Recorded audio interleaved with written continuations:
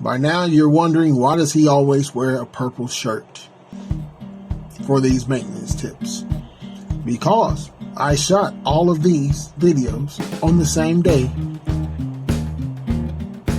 Yes. So here's this month's 8 maintenance tips. Have a great day and a good month. Here are your home maintenance tasks for May. 1. Clean and service your air conditioning system. 2. Inspect and repair outdoor lighting and replace bulbs if needed. 3. Seal cracks in your driveway or walkway. 4. Clean and organize your garage. 5.